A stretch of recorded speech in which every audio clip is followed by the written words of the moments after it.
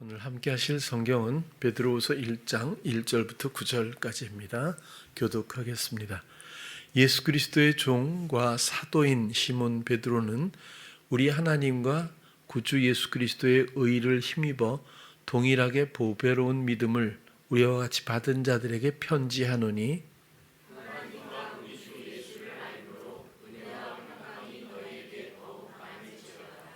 그의 신기한 능력으로 생명과 경건에 속한 모든 것을 우리에게 주셨으니 이는 자기의 영광과 덕으로서 우리를 부르신 자를 알므로 말미암음이니라.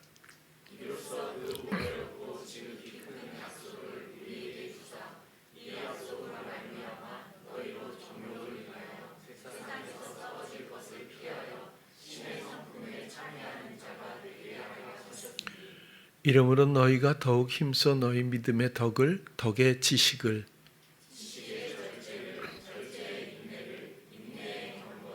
경건의 형제 우애를 형제 우애의 사랑을 공급하라.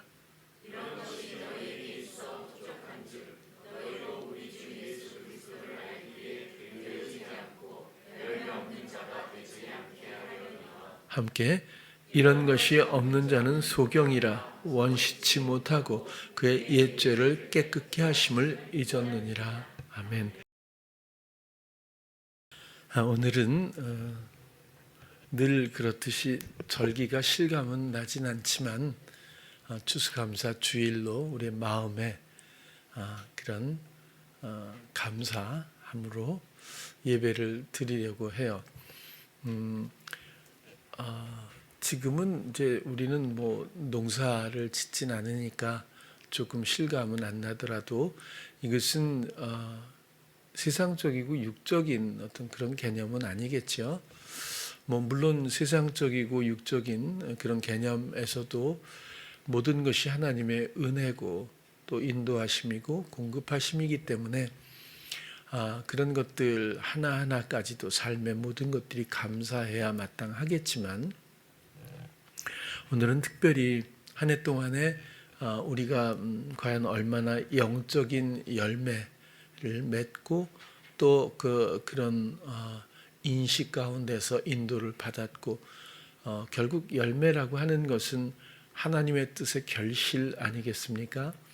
우리가 그 사랑의 결실이어서 열매가 된 것이고 또 새로운 생명으로 그리스도로 말미암아 그 생명에 공유된 모든 주장을 주께서 담당하신 새로운 생명의 열매일 것이고 하나님의 뜻을 이루는 의의 열매이기도 하지요. 그렇지만 우리를 통해서 일하시는 하나님의 뜻, 또 우리를 통해서 우리는 포도나무의 가지이니까 또 이루시는 여러 가지 결실들에 대해서 영적으로 원리를 좀 살펴보고 돌아보았으면 하는 마음으로 원래 저 같으면 제목을 열매 이렇게 하잖아요. 사랑 이렇게 사랑 없는 자 이렇게 한 적은 없거든요. 근데 오늘은 좀 자극적으로라도 누가 그러더라고요. 그 유튜브를 하는데 제목이 자극적이지 않아서 별로 조회수가 없다. 보니까 이재철 목사는 보니까 뭐 가짜 목사란 누구인가 뭐 이런 식으로 하더라고요. 그다음에 11조는 꼭 내야 하는가 뭐 이러니까 저도 보게 되더라고요. 저는 참 그런 거는 좀 그런 것 같아요. 그래서 아침에 오다가 세용이가 그랬대요. 차에서 목사님은 좀 자극적으로 해서 이게 구독자가 200명대가 뭐냐고 1000명도 넘어가야 되고 막 이런 얘기했더니 유한이가 그러더래요. 아빠 목사님은 구독자 누구 이런 것 때문에 하시는 게 아니라 그냥 복음을 들려주시려고 하시는데 아빠는 어떻게 그렇게 얘기를 하느냐고. 그래서 이 집안은 완전히 거꾸로 됐다네 그랬어요. 막내가 세용이가 아닌가 싶을 정도로. 근데 뭐 아무튼 유한이가 좀 그런 영적인 감각이 좀 기대가 되네요. 사실 저도 돌아보게 되는데 과연 내 마음이 진심이 그런가 이런 생각을 유한 얘기를 들으면서 그게 아닐 수도 있는데 뭐 이런 생각도 들고 그렇기는 합니다. 근데 오늘은 열매 없는 자 이렇게 해서 한번 말씀을 나눠보려고 해요. 열매의 영적인 의미를 보면 먼저 요한복음부터 볼게요. 12장 24절부터 한번 보면 내가 진실로 진실로 너희에게 이르노니 한 알의 밀이 땅에 떨어져 죽지 아니하면 한 알 그대로 있고 죽으면 많은 열매를 맺느니라. 열매를 맺기 위해서는 먼저 죽음이 있어야 한다. 이 죽음의 의미는 누차 말씀드린 것처럼 이전에 내가 주장하던 삶을 집어던져 치워야, 끝내야, 청산해야 열매를 맺는다, 그런 뜻이죠. 그런 것을 참 단순하고도 섬뜩한 비유로 이렇게 말씀하시잖아요. 하늘의 밀이 땅에 떨어져서 그것이 썩지 않으면, 죽지 않으면 결코 더 많은 생명을, 그렇죠? 어떻게 얻을 수 없다는 건데 참 하나님은 우리라고 하는 한 생명의 죽음으로 말미암아 주장하심에, 다스리심에, 그 뜻의 회복을 통해서 수많은 생명들을 살리시기 위한 그런 열매를 이렇게 또 예수님이 비유로 설명해 주고 계시다. 결국 열매를 맺기 위해선 죽어야 한다. 옛사람의 청산이 반드시 필요하다, 그런 뜻이겠죠. 고린도전서 15장도 보면 그러나 이제 그리스도께서 죽은 자 가운데서 다시 살아 잠자는 자들의 첫 열매가 되셨도다. 예수님이 첫 번째 부활하신 새 생명을 얻으신 사람으로서 하나님 앞에 그 생명의 첫 열매라고 한다면 이 열매의 의미는 새 생명과 연관이 있다, 이렇게 정리가 되겠죠. 또 요한복음 15장 2절을 보면 포도나무 비유잖아요. 무릇 내게 있어 과실 열매를 맺지 아니하는 가지는 아버지께서 이를 제해 버리시고 무릇 과실을 맺는 가지는 더 과실을 맺게 하려 하여 이를 깨끗게 하시느니라. 과실이라고 하니까 조금 뜻이 다른 듯이 느껴지지만 사실 열매라고 하는 것, 그리고 과실, 이 과실은 그냥 덜커덕 열리지 않지 않아요? 그렇죠?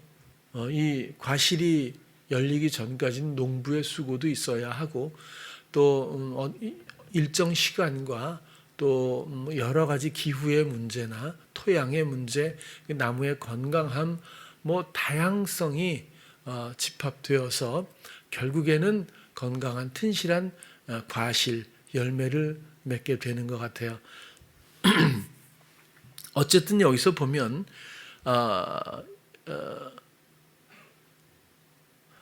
과실을 맺는다고 하는 것은 예수님 안에 있어야 한다는 것, 가지로서 공급받아야 하는 그런 어떤 형체를 또 잘 설명해 주고 있고요.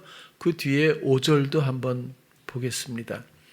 나는 포도나무여 너희는 가지니 저가 내 안에 내가 저 안에 있으면 이 사람은 과실을 많이 맺나니 나를 떠나서는 너희가 아무것도 할 수 없습니다. 결국 이런 연합이 포도나무와 가지라는 것이고 그것이 내가 저 안에 저가 내 안에 내가 저 안에, 이런 연합체의 영적인 설명을 포도나무로 비유로 그렇게 말씀을 하셨죠. 그래서 열매를 맺기 위해서는 철저하게 그리스도께 순복하지 않고는 공급하시는 모든 감각을 따라서 순응하지 않는다면 결국 열매를 맺을 수 없지 않을까, 그런 생각을 해보고요. 빌립보서 1장 11절도 한번 보면 어떤 이들은 투기와 분쟁으로 제가 잘못 했네요. 이것은 그냥 지나가도록 할게요. 로마서 6장 5절 16장 5절이네. 또 저희 교회에게도 문안하라. 나의 사랑하는 에베네도에게 문안하라. 저는 아시아에서 그리스도께 처음 익은 열매니라. 누차 말씀드리지만 바울은 전도왕이죠. 지금에 보면 전도상을 드려 마땅한 엄청난 전도의 어떤 그런 공을 남긴 참 대단한 사도인데, 아시아에서 그리스도께 처음 익은 열매, 이런 표현이 참 영적으로 대단하다고 보여집니다. 목적성이 뚜렷하지 않습니까? 그냥 교회를 세우고 교인들을 만들러 다닌 것이 아니라 바울은 그리스도 앞에 처음 익은 열매, 여기서도 처음 익은 뭐 이런 게 스스로를 그리스도께 산제사로 드린 사람, 뭐 그렇게도 표현을 한 적이 있었어요. 결국 자기 죽음이 먼저고 그리스도의 주장함으로 온전히 전환된 그런 첫 번째 사람이다. 그런 설명이 아닐까 합니다. 그렇다면 새 생명을 얻기 전까지, 의의 열매를 이렇게 얻기 전까지, 산제사를 드리기 전까지는 열매가 없었을까요? 주렁주렁 있지 않았을까 싶어요.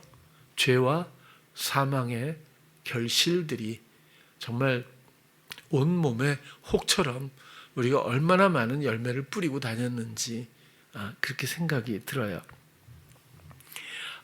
우리는 그리스도께 연합되어 있지 않고 사단에게 종속되어 있으면서 또 세상에 속해 있고 세상을 지향하며 그런 가치관 가운데서 추구하는 대로 그런 열매들을 맺어오며 살았습니다. 그런 것들을 터부시해서 뭐 배제할 것만은 아닙니다. 세상을 등진다고 해서 의를 이루는 것은 아니죠. 그리스도가 없다는 것이, 그리스도의 주장하심이 없다는 것이, 하나님의 말씀이 없다는 것이 문제지 세상 자체가 문제라고 보여지진 않아요. 모든 것은 하나님이 허용하신 뜻이 있을 테니까요. 어쨌든 우리는 아무것도 안 하고 있다가 갑자기 그리스도에게 붙어서 열매를 맺기 시작한 것이 아니라 그 이전에는 죄와 사망의 풍성한 열매를 그렇게 맺어가며 살았던 저주받은 처참한 버려진 쓸모없는 그런 영혼들이었다. 그렇게 볼 수 있겠어요. 여러분, 에덴에서 무엇을 뺏겼을까 싶어요. 관점에 따라 다르지만 설명할 때 사는 모습으로 비추어 본다면 제 생각인데 저는 생각하는 원리를 빼앗겼다 그렇게 봅니다. 또 생각하는 원리도 빼앗겼고 말하는 법도 빼앗긴 것 같아요. 늘 말씀드리지만 뭐 카페나 아니면 특히 술집이나 뭐 이런데 식당에 가도 막 저녁 때 되면 옆에서 술 먹고 신선 설렁탕에 가면 아침에도 그렇게 소주 한 5병 놓고 막 엄청 얘기하는 사람들이 있더라고요. 그래서 왜 아침부터 술을 팔지 이런 생각이 들긴 하는데 술 먹은 사람은 목소리 톤에 대해서 볼륨 감각이 별로 없는 것 같아요. 그래서 왜 이렇게 소리를 지르면서 얘기를 하는지 잘 모르겠지만 이렇게 안 듣고 싶어도 듣다 보면 이 사람이 정말 참 쓸데없는 소리들을 다 한다 이런 생각을 할 만큼 할만 하니까 또 얘기를 하겠지만 어쨌거나 우리는 우리의 입술을 빼앗긴 지 오래된 거예요. 에덴에서부터. 말이라는 게 얼마나 소중합니까? 향기를 직접 뿜어낼 수 있는 부분 중에 하나가 그죠? 자체적으로도 향기가 있을 거예요. 어떤 행실 하나도 또 향기를 당연히 표현할 수 있겠지만 말로써 얼마나 많은 영향력이 있을까요? 그런데 무의미한 것에 낭비하고 이미 주권을 빼앗긴 것이 아닐까 그렇게 생각이 드는 거예요. 마음에 원하는 바를 빼앗겼어요. 또 사랑을 원하는 것 말고 사람 마음이 뭘 원하겠어요? 돈이든가요? 원래 뭐죠? 건강이든가요? 아니요. 모든 것은 응축되어 사랑 안에 다 있습니다. 사랑 밖에서 비슷하게 보일 뿐이지 사랑이 없으면 정말 나는 아무것도 아닌데 그것이 사람 아닐까요? 그런데 에덴에서 이 모든 것들을 다 빼앗겨 버렸거든요. 그 계약을 잘못한 겁니다. 계약으로 끝나지 않고 집요한 사단으로 말미암아 지금까지 또 진보를 거듭해서 진화를 거듭해서 지금은 손을 쓸 수 없을 만큼 뭐가 옳고 뭐가 그른지 또 뭐가 선이고 뭐가 악인지도 사실은 알지도 못하면서 그냥 판단하는 자들로 남아있는 듯한 느낌도 많이 들어요. 여러분 그래서 결국 에덴에서 하나님의 관계가 빼앗긴 단절되고 다스림의 주권이 뒤집혀 버렸어요. 가장 큰 상실이죠. 저는 이제 나이를 먹다 보니까 사람을 볼 때 옛날에는 그렇게 행동하는 사람이 그 사람인 줄 알았어요. 근데 시간이 지나면서 보면 그 사람의 일시적인 행동 양식을 가지고 그 사람을 판단하는 것은 별로 맞질 않더라고요. 예를 들어서 A, B, C라는 사람이 있다고 치자고요. A가 정말 누가 봐도 착해, 누가 봐도 좋아. B는 그냥 별로 그런데 그냥 그래. C는 보기도 어려워, 이게 사람이. 근데 시간이 흐르잖아요. 완전 역전이 되는 경우도 얼마든지 있더라고요. 알고 보면 C라는 사람이 원래 그런 사람이 아닌데 그렇게 표현하는 중독성이 있다든지 뭐 이렇게 파고들기 시작하면 굉장히 사람은 어떤 영향력으로 인한 이상하게 형성돼 버린 하나의 인격일 뿐인데 이것도 본인의 본체가 아니더라고요. 전부가. 그래서 그럼에도 불구하고 겉으로 보이는 것에 대해서 추구하게 하고 판단하게 하는 것이 여기서 살아남을 사람들이 어디 있어요? 어차피 전부 허구인데 세상이 그렇게 돌아가지 않아요?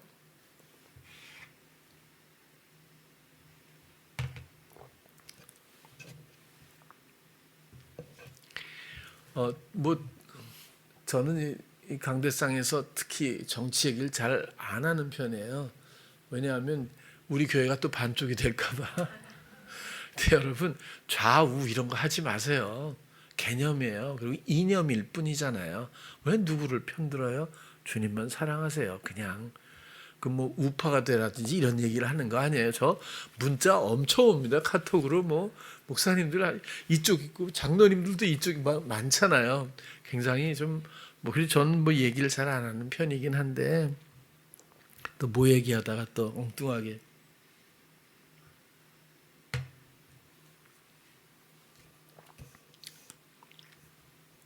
사람에 대한 판단 같은 거잖아요. 그런 거 지금도 뭐 7천 몇백억을 뭐 환수하느냐 못하느냐 그럼 여러분들 그냥 어린아이가 봐도 뻔하잖아요. 왜 그러는지 그걸 모르는 사람이 어디 있겠어요. 근데 잘못으로 보거나 이게 꼭 잘못이다 이렇게 해서 하는 게 아니라 우리 편은 뭐든지 괜찮고 이런 것도 있잖아요. 근데 또 국민들을 위해서가 아니라 자기들의 집단 이익을 위해서 대부분 움직이는 걸 고칠 수 있겠어요. 그런 개념들을 제가 볼 때는 사실 좀 뭐라고 할까 좀 국민들을 생각할 수 있는 생각해 주는 그런 사람들이 좀 정치를 해줬으면 하는 생각이 늘 있어요. 근데 그런 기대감을 갖고 투표를 해봐도 또 마찬가지 우든 좌든 다 또 비슷한 것 같아요. 그래서 좀 정말 우리나라도 위인이 하나 좀 나와줬으면 다른 건 다 잘하는데 K-푸드, K-팝, 뭐 K-뷰티, 뭐 K-방산 모든 걸 다 우수하게 잘하는데 왜 우리나라 이 참 착한 국민을 위해서 헌신할 사람은 이렇게 없나? 이 얘기도 뭐 어렵게 듣는 사람이 있을지 모르겠지만 저는 아무튼 그런 생각은 해봐요. 근데 판단이 얼마나 허망한 건지 판단의 늪에 빠지지 않았으면 좋겠어요. 사람이 보면 어리석잖아요. 많이 어리석거든요. 근데 저는 사람이 어리석다는 생각을 이젠 잘 안 하는 것 같아요. 연약한 거지. 왜냐하면 어리석으면 옷을 입으라 그러면 금방 입거든요. 그리고 어리석은 티를 내는 것뿐이에요. 그 역할을 하는 것뿐이거든요. 어리석게 만드는 게 사단이라는 거죠. 그런 생각을 받아들일 수밖에 없는 순박함이 오히려 있을 수도 있어요. 무지한 사람들 많죠. 고집스러운 사람 많아요. 괜히 화내고 분노하는 사람들 많고요. 판단하고 정죄하는 사람들도 많아요. 근데 그게 그 사람일까요? 그런 옷을 입혀놓은 거라고 보는 거예요. 그래서 사람의 영혼은 딱 하나라고 봐요. 그죠? 연약한 것뿐. 자, 양과 같을 뿐이에요. 양 보고 어리석다고 하겠어요? 연약하다고 하는 게 맞잖아요. 양 보고 무능하다고 하겠어요? 연약하고 무력하다고 하겠어요? 늑대도 못 이겨? 바다라도 보지 염소처럼? 그런 걸 어떻게 양한테 얘기하겠어요? 그렇죠? 칼이 목에 들어와도 가만히 있는 양이잖아요. 잠잠히. 그렇죠? 그럼 연약한 거예요. 사람의 영혼은 너무 연약해요. 왜? 하나님이 이렇게 만드셨으니까. 그래서 긍휼함을 입는 거 아니에요? 그래서 예수님이 필요한 게 아니에요? 거기서부터가 하나님의 사랑의 속성이라고 보는 거예요. 우리가 조금이라도 할 줄 아는 게 남겨 있었다면 하나님의 사랑은 온전치 않을 수도 있어요.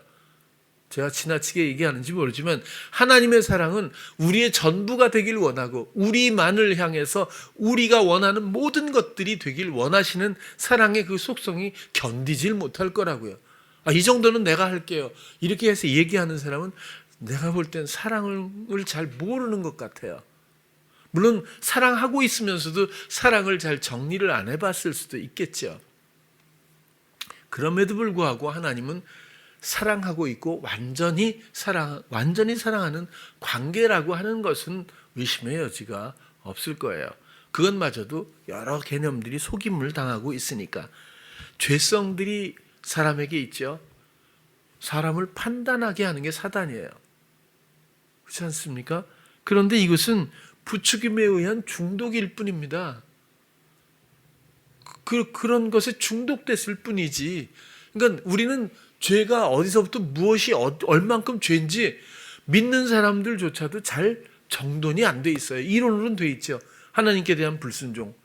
그런데 실제로 세상 살면서 죄를 따질 땐 교회에선 누가 뭐 사기쳤더라, 누가 돈 띄어 먹었더라, 누가 술 먹고 폭행했더라, 이상한 이런 얘기들, 세상적인 죄의 개념들 거침없이 그런 것들로 판단하지 않습니까?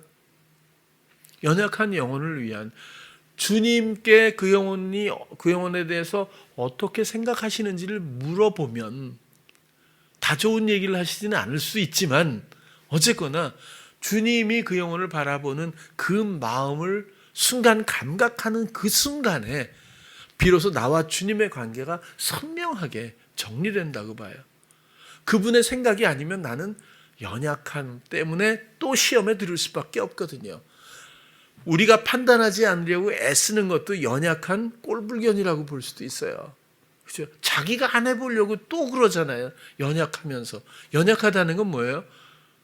의지해야 되거든. 그렇잖아요. 사랑의 도우심이 없으면 아무런 힘이 없다는 거잖아요. 이 회복이 복음 아니겠어요? 그런데도 부추김에 의해서 중독성이 강하니까 여전히 내가 뭘 해야 된다고 생각하는 거죠. 공부도 그래요. 마찬가지고.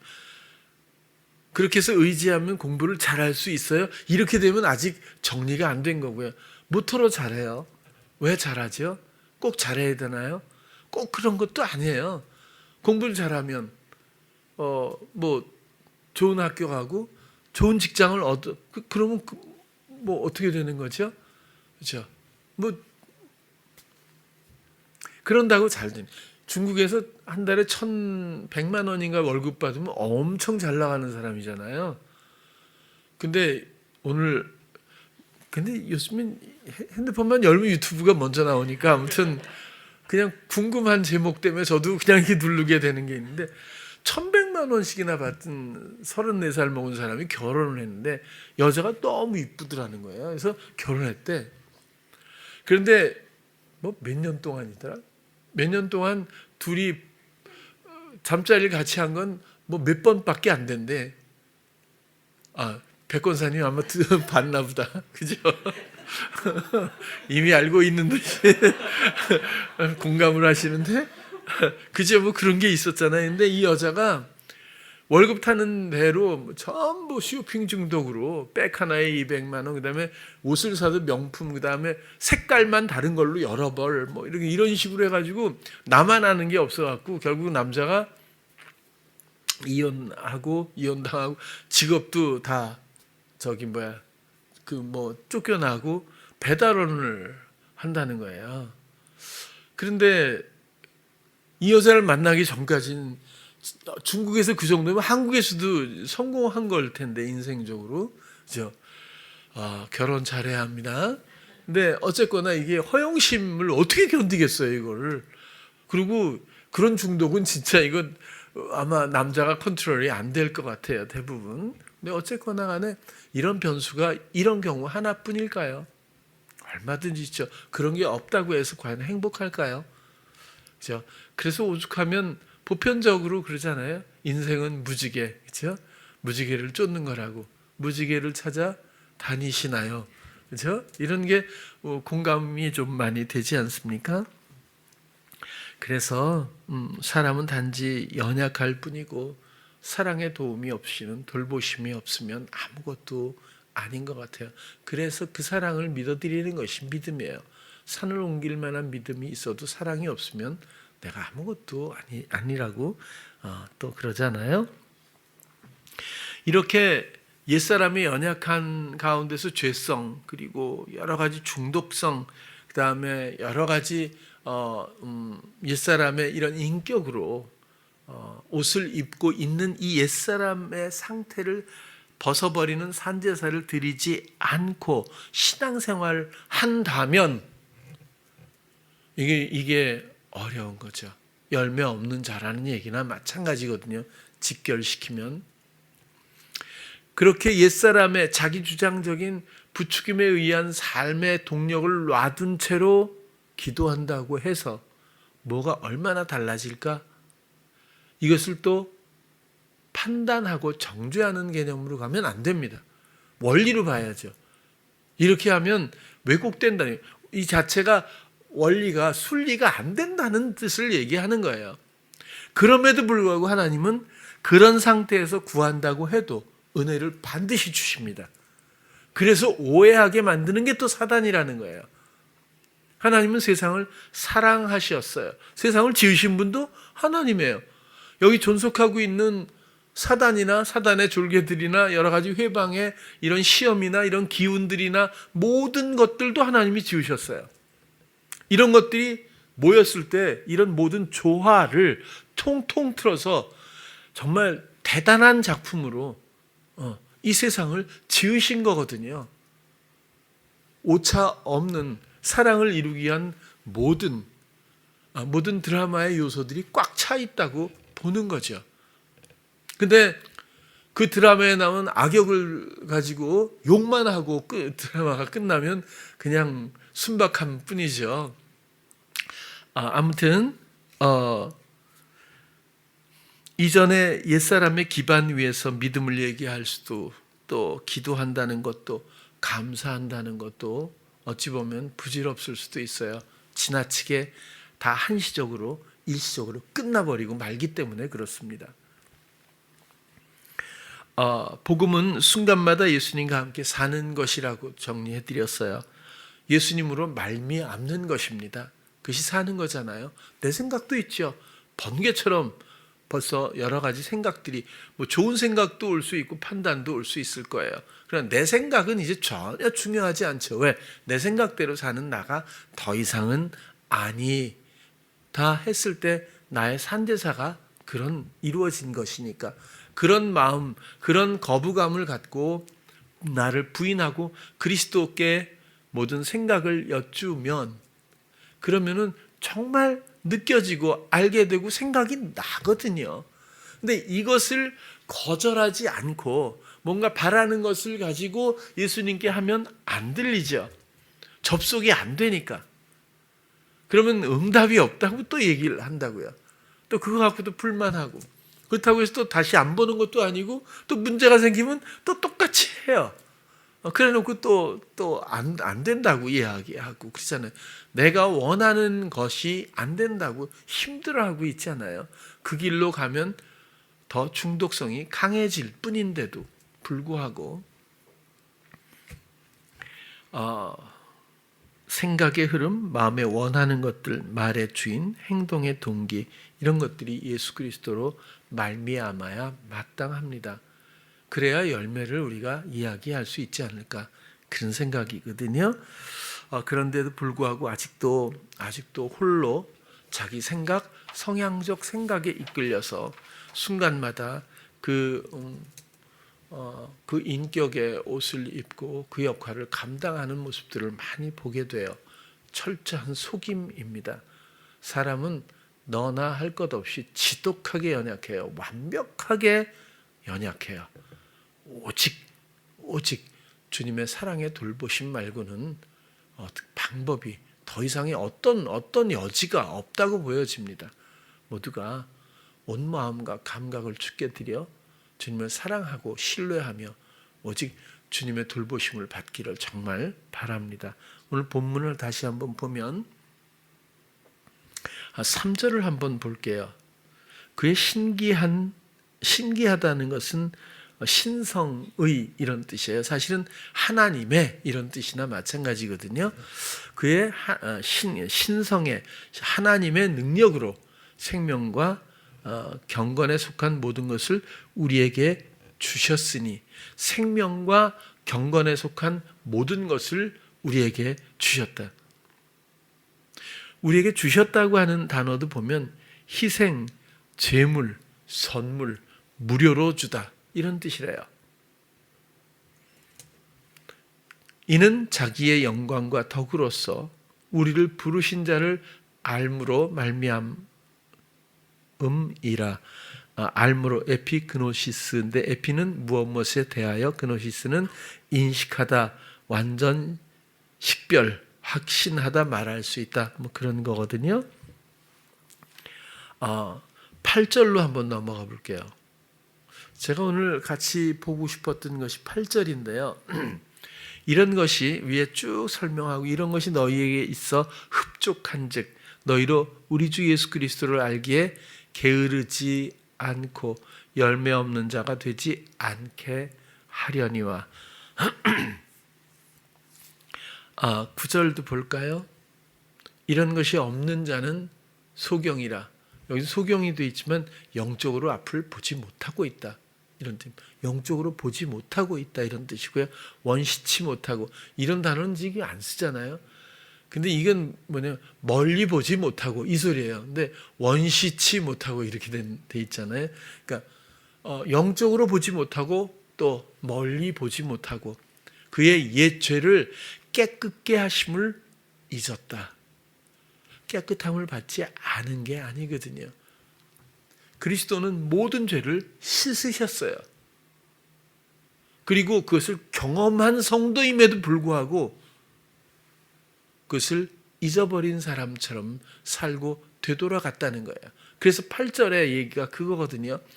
이젠 예수님 알기에, 예수님을 그렇게 알았는데도 옛삶을 내려놓고 그리스도를, 그 사랑을 알고 그분을 알고 그 말씀을 듣고 그랬음에도 불구하고 그렇게 그분을 알았음에도 이젠 그분을 아는 것에 게을러버리고 또 결국 그분의 말씀의 뜻에 순종하여 그분의 뜻을 결실하는 열매가 이젠 없어진 거죠. 이런 자가 되지 않게 하려니와. 이렇게 베드로가 설명하고 있는 거거든요. 아까도 맹인, 소경 이랬잖아요. 앞을 못 보다. 이 말이 사실은 의미적으로는 자고하다, 교만하다 이런 거예요. 왜 진실을 못 볼까요? 영적인 걸 못 볼까요? 자고하는 거예요. 자만한. 그 무슨 뜻이에요? 내가 내 생각으로 주님도 이해하고 또 주님도 믿고 내가 주도하고 있는 주도권은 내려놓지 않은 채로 뭔가 순종적이라고 생각하고 기도한다고 생각하고 믿고 있다고 생각하고 사랑한다고 생각하고 있기 때문에 결국에는 가장 중요한 주님의 역할을 박탈해 놓고도 그것을 잘 감각하지 못하는 사람들이 대부분이거든요. 처음 우리도 그런 경험들을 많이 하게 되지 않나요? 그리고 결국에는 그리스도를 알기에 게으르다. 안다는 것이 나도 아는데가 아니에요. 만남으로, 교제로, 교감으로 그분을 들었을 때 알게 되는 어떤 감각의 모든 것, 그분의 생각을 듣고 내 마음에 알게 되는 모든 확장성 있는 영적인 이해력, 또 그분이 얼마나 신실하고 아름답고 귀하고 그런 분이신지, 그분의 지혜의 감동과 그 사랑의 놀라운 깊이, 뭐 또 그런 그분의 의지, 이런 것들로 말미암아 그분을 알게 되는 거죠. 그렇죠? 그냥 단순하게 교회에서 예수 이런 게 아니라 그렇게 그분과의 교감, 교제에 대해서 게을러져 버리는 거죠. 이 관계가. 그러면서 결국에는 열매 없는 자가 돼버리고 만다. 그런 뜻인데, 사실 열처녀의 비유에서 여실히 보여주고 있지 않습니까? 열처녀가 동일해요. 이 뒤에 9절에 나온 것처럼 옛 죄를 깨끗하게 하심을 잊었다. 이건 옛 죄를 이미 깨끗함을 받은 사람들이거든요. 이 열처녀는 동일한 그런 자격과 그 과정을 통해서 서 있는 거예요. 그냥 아무나 불러다가 아무나 서 있으라고 하는 게 아니라 예수 그리스도를 맞이하는 본분을 알고 또 그런 역할을 충실히 하는 사람들을 세워놨을 거라고요. 그럼에도 불구하고 게으른 거죠. 본분에 게으른 거예요. 그리고 머리로는 알았을 거예요. 무엇을 해야 되는지. 근데 적용은 안 한 거죠. 얼마든지 그럴 수 있지 않겠어요? 자, 이쪽이 지혜로운 다섯 처녀 서는 곳이고 이쪽이 어리석은 다섯 처녀. 머리로는 아는데 실행은 잘 안 해. 적용은 잘 안 해. 그래서 주님의 교감과 교제 가운데서 주님을 알게 되는 이 아름다운 관계가 게을러졌어. 그런 사람들이 이쪽이거든요. 자, 한 사람씩 나와서 한번 이쪽 세든지 이쪽 편이든지 계속 서라고 하면 어떻게 될지, 과연 이쪽에 몇 명이 서게 될지 한번 안 해보는 게 낫겠죠. 그죠? 우리는 연약해요. 스스로 자책하거나 스스로를 판단하지 말기를 바랍니다. 그러면 그것이 가장 방법이 없는 거예요.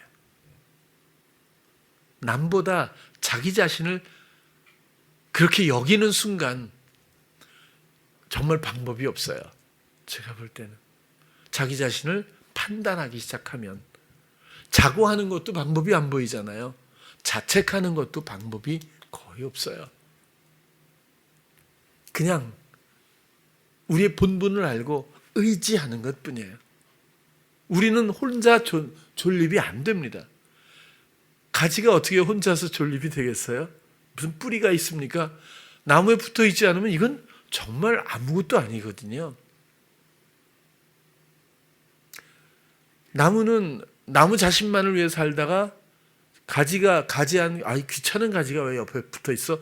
절대 이러지 않아요. 한 몸이에요. 그죠? 그리고 가지에 열매를 맺는 거잖아요. 그 모든 것들을 돕지 않습니까? 봄 되면은 고로쇠가 있잖아요. 고로쇠 나무에 수액을. 그걸 보면 정말 사람들 잔인하다 이런 생각이 들어요. 드릴을 갖고 산에 가갖고 막 나무를 이렇게 뚫잖아요. 옆구리를 뚫어가지고 그래가지고 뭐 호스를 막 끼워가지고 뭐 이렇게 있으면 물이 나오는데 난 나무에서 이렇게 물이 많이 나오는지 몰랐어요. 물이 막 툭툭툭툭 이렇게 막 떨어지더라고요. 그러니까 뿌리에서 얼마나 이걸 지금 끌어올리고 있는 건지 잎과 열매를 맺히기 위해서 막 엄청나게 뿌리들이 노력하고 있는 거 아니겠어요? 그 물을 옆에 옆구리를 뚫어가지고 그걸 또 한 병에 얼마 시켜가지고 건강에 좋다고 팔고 먹고 하는 게 사람이거든요. 저도 물론 좀 먹어봤습니다만 또 그것도 희석된 게 많아서 잘 사야 된다 그러던데.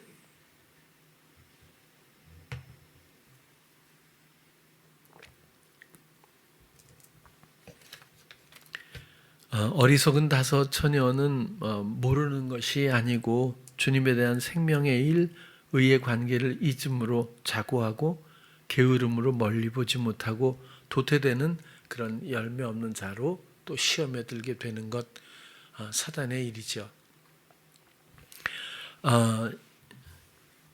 결국 열매 없는 자는 알지만 안 하는 사람, 그렇게 말할 수 있고요. 예수님과의 관계가 참 무던히도 게으른 사람. 그러니까 의지하지 않고 부탁하지 않고 기대하지 않고 묻지 않고 그 관계가 소원해져 버린 그런 게으른 사람들, 또 오차가 없고 변함이 없고 살아계신 하나님의 다스림을 인식도 못한 채 하나님의 뜻이 아닌 자신의 옳고 그른 생각에 이끌려 그저 갈망하고 동경하는 바를 추구하면서도 돌이키지 않는 사람들, 그러면 열매 없는 자라고 아마 그렇게 그런 부류가 또 되지 않을까, 그런 생각을 해보게 돼요. 여러분, 에베네도처럼 바울이 아시아에서, 그렇죠? 아시아에서 처음 그리스도께 익은 열매라고 했던 에베네도, 참 자랑스러운 이름인 것 같아요. 이게 어려운 걸까요? 이게 무슨 의무감의 일일까요? 바울은 살아계신 그리스도의 사랑, 그리고 그 사랑의 실제를 그리스도의 뜻에 따라 전한 것이고, 그것을 게으르지 않고 갈망하는 마음으로 자기를 내려놓고 그리스도를 마음의 주인으로 받아들여서 사랑의 왕의 모든 돌보심을 기대하고 물으며 순복했던 그런 유형의 첫사람이라고 소개해주고 있는 것처럼, 그 이후에 우리들의 삶도 우리가 주께로 돌아가지 않으면 우리 삶에서, 우리 인생에서 무엇을 좀 내세울 게 있겠어요? 무슨 얘기할 거리가 있겠어요? 여러분, 우린 영적인 존재감이에요. 그렇죠? 사탄에게 농락당해 하나의 인격을 입고 평생 그것을 부여잡고 그것으로 끝나서는 안 되잖아요. 사랑으로 돌아가고 에덴에서 잃었던 말하는 법, 생각하는 법, 그렇죠? 마음에 원하는 것을 실행하는 이런 못된 원리들, 생명과 단절되었던 이 정말 엄청난 상실에서부터 이제 생명이 회복되어야 마땅하다고 봅니다. 그러면 그 사랑이 회복되면, 그 순종이 회복되면, 그 관계가 회복되면 그 사랑의 돌보심 가운데서 그분의 뜻이 우리의 삶의 걸음 혹은 순간마다 이루어지리라고 봐요. 그것이 어떤 열매든 얼마나 열리든 그런 것들은 우리의 문제가 아닙니다. 그건 나무의 문제겠죠. 농부의 목적 하에 이루어지는 것 뿐입니다. 제발 붙어 있기를 바라고, 그리고 우리는 붙어 있는 것을 넘어서서 기쁨의 소망을 갖고 우리도 주님을 사랑하며 순종하는 어떤 기대감 가운데서 순간순간을 부디 또 게으름으로 표류하지 않고 그 사랑을 들으며 나누며 전하며 주님의 뜻을 이루어갈 수 있는 사랑하는 찬양교회 성도님들 되시기를 축원합니다. 기도하겠습니다. 사랑의 주님, 오늘은 우리가 추수감사 예배를 드리며 열매에 대해서 또 나누었습니다. 우리가 만드는 열매가 아니라 우리의 열정과 우리의 의지, 노력으로부터 이루어지는 것이 아니라 오직 우리를 내려놓고 주님께 모든 행사를 맡겨드릴 때마다 그 뜻이 이루어지는 의의 열매가 우리에게 있게 될 것이고, 또 그 모든 것들이 그리스도의 생명에 합하여진 생명의 열매들로서 주 앞에 세워질 줄로 믿습니다.